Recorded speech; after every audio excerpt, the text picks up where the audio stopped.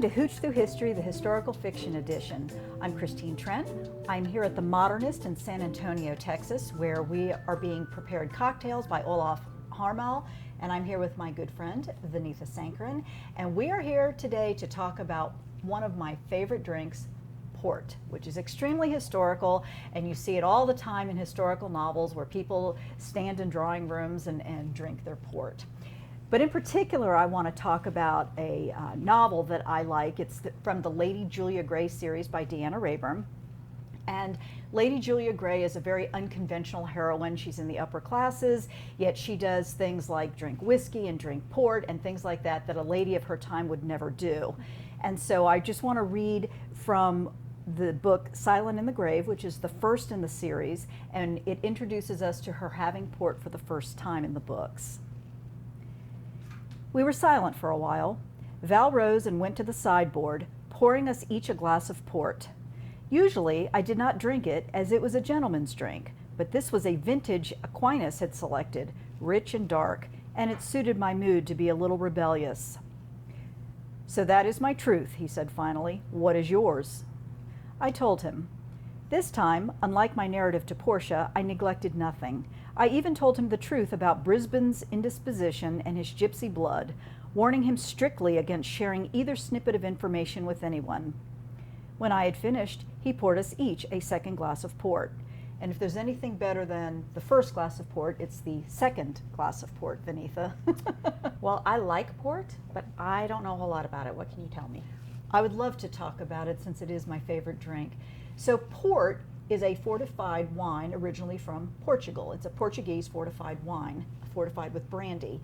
And back in the 16th century, England, of course, was they were the huge trader of the world, and they would trade with Portugal. They would give them things like cod and wool, and in return they would get wines.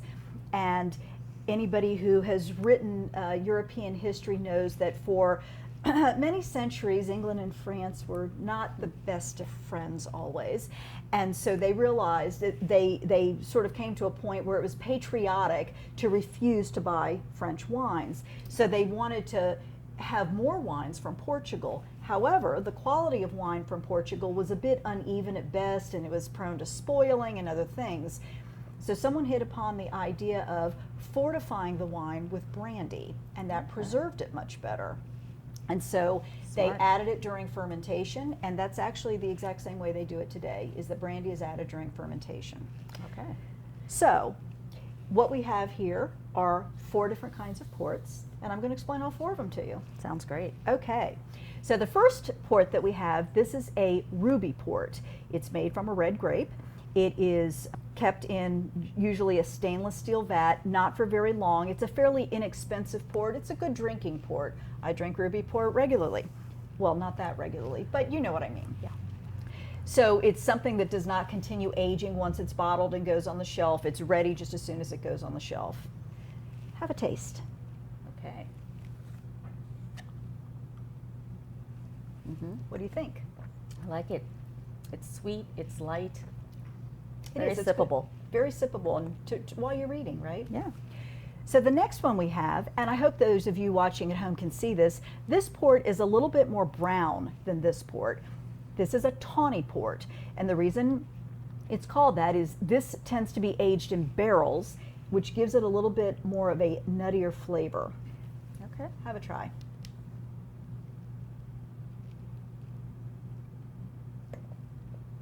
It's deeper. It feels a little bit more alcoholic, or maybe it's just sucking my cheeks in. I agree, it's a little drier. It's Yeah. a little drier to me, and you can almost taste the oak in it, can't you? Mm-hmm. So that's a Tawny Port. Now this third port looks a little bit different.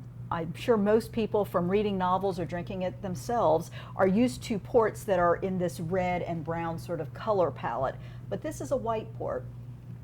It is made, of course, from white grapes. There are only about 30 producers who actually do a white port, and it only amounts to about 10% of port production each year. Wow. So it's a little bit more rare to find on the shelves. So you're getting a treat here to get to try a white port.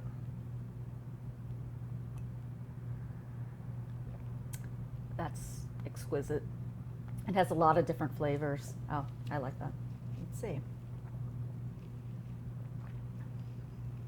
It does have a lot of different flavors, and it's very different from the Ruby and the Tawny Port, wouldn't you say? It's lighter. Yet it's a brandy fortified wine. I like it. And now finally what we have now we have the best. We have here a late bottle vintage port. So there are both there's both vintage port and late bottle vintage port, or LBV port. So what happens is different vintners will declare that a year is a vintage year, and what that means is that in that particular year they had an excellent harvest of grapes, and so individual vintners will make this decision. So let's say that 2021, a vintner declares that as a vintage year. That doesn't mean that it's a vintage year across all of them. It's just that particular vintner, and they will bottle as such. So first they will bottle their vintage port wines, and those are different. So they get put into the cask for longer, they're bottled, and it's expected that it will take 10 to 40 years for them to reach drinkable age. So as you can imagine, those are much more expensive wines. The late bottle vintage wines are bottled after that. They go for, say, 4 to 6 years. They're drinkable immediately. They do not continue to mature or get better. So late bottle vintage sort of provides an affordable alternative to a vintage wine. However, with vintage wines, it is not unusual for a bottle of port that was bottled in the 19th century to still be drinkable today. That's amazing. Yeah, yeah. So, All right. let's try it.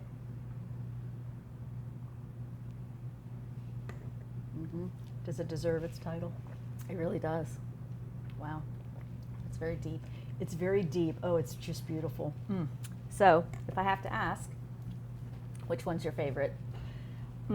Certainly the late bottle vintage, but what can I afford to drink? Probably the Ruby. What do you think Lady Julia Gray drinks? Oh, I imagine that since she burst on the scene in the 1880s for us readers, surely she's drinking a vintage port that was bottled no later than about 1840 or so for just primo sipping. I'm guessing you'd like to have the cross with her. Oh, that would just be wonderful to do. So for everyone at home, please have a port of your choice. Share your pictures and your thoughts on our social wall. Thank you for joining us.